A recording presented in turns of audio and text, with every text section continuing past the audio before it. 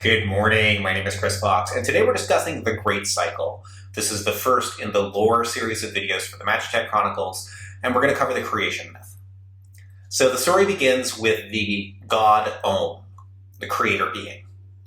Initially, this was all. Om was everything, every concept, all magic, all matter, all life, everything, comprising a single entity. And as you can imagine, as happens whenever we go too long without a new show on Netflix to binge, the creator being Om got bored. Om decided that it needed to do something about this boredom, and so it created a universe where its perception did not automatically extend. There was this place where theoretically anything could happen and it wouldn't know about it. And this concept it found intriguing for a bit, but there wasn't much happening in this place because nothing else but it existed. So the next step was to create beings to people this new universe. And so the god splintered off 8 aspects of itself, 8 titans, one for each of the primal resonances that form the Circle of 8, the magical tapestry that runs reality, sort of magical physics, if you will.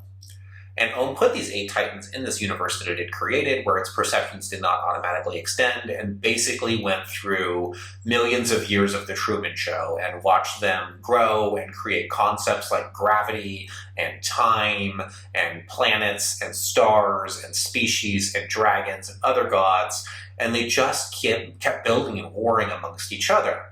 Because the problem is, for them to get more powerful, they had to take magic from someone else. So if you were one of the children of a titan, of let's say the Titan of Fire, and you wanted to get more strength and you encountered some demons, you'd have to kill and devour the demons to take their void magic and take it into yourself and gain their strength.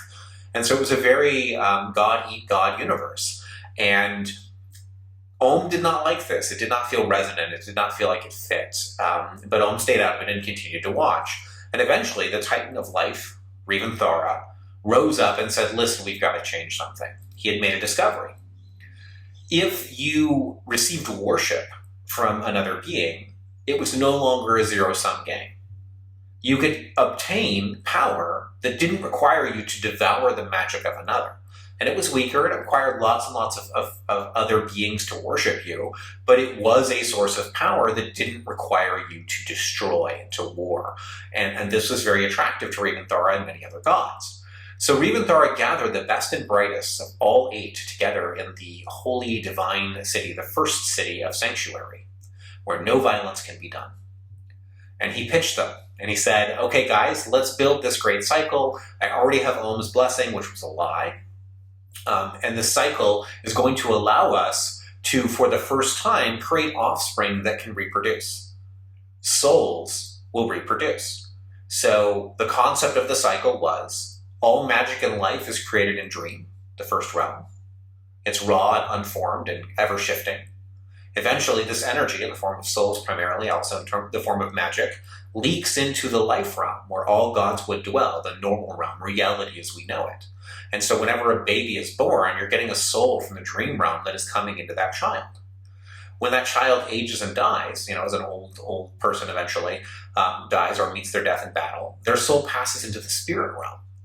A recycled chamber, if you will. And so all life and all memory and all thought and everything is gradually stripped away from everything that dies. They pass into something at the center of the spirit realm called the Maw, which recycles them and pushes them back into dream. And so in this way, you have a closed cycle where souls can continue to propagate. So Thara's idea was pretty attractive.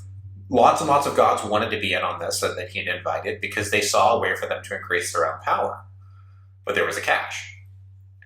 They would need to take all magic and all light from reality. So the existing universe that Om had created, Thara stole the magic and the light from it, and they used this to create the Great Cycle. And around the Great Cycle, they erected a magical shell comprised of mystic salt. And nothing from the void could pass this mystic salt. It simply could not pass it. So the Great Cycle they had created was protected. And it created a myriad of images around it, of other realities, mirrored realities, possibilities, that lay between this new great cycle and the original universe that Om had created, what became known as the Umbral Depths, because they have no light. gods survived there. There were plenty of gods that were not invited. There were other titans that were not invited that live in the Umbral Depths and were left behind. And so here they are in this god universe, and most of the magic in life is now gone. And so you can imagine what the ragged survivors have become, and this is why it's so dangerous for ships to traverse the Umbral Depths. But that's the primary means of travel in our sector, because void magic allows you to get there in a fraction of the time. It'll take about 3 years to cross the sector. In the Umbral Depths, you can do it in a couple of weeks, if you're willing to risk the wrath of these gods that were left behind in the formation of the Great Cycle. Now, for these gods to get loose from the Umbral Depths, they have to first get into one of these mirrored realities and then reach the Great Cycle itself and penetrate that shell, which theoretically is impossible. Unfortunately, gods being what they are, eventually within the Great Cycle itself, after the gods agreed to create it and were using it for a while, they created all sorts of various races and children and new concepts, and there was a golden age. They too felt a war and jealousy.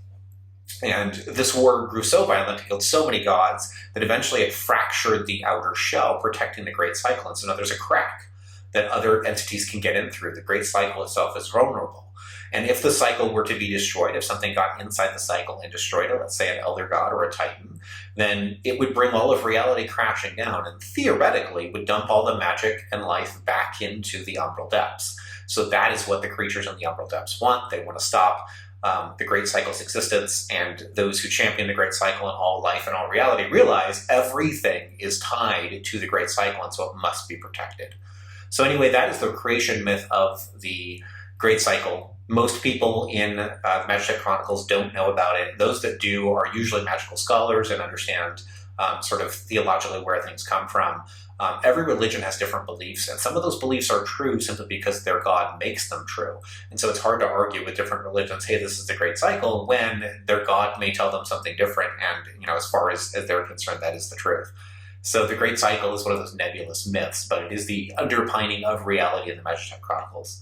Anyway, let me know if this video is useful. If you find more videos useful, I'm going to keep these coming. I have a whole bunch of them for lots of different concepts in the Magitech Chronicles, and for some of my other universes as well, but primarily doing the Magitech Chronicles since that's what we have a role-playing game for. Anyway, guys, I'm going to get back to the writing, and I will see you next week.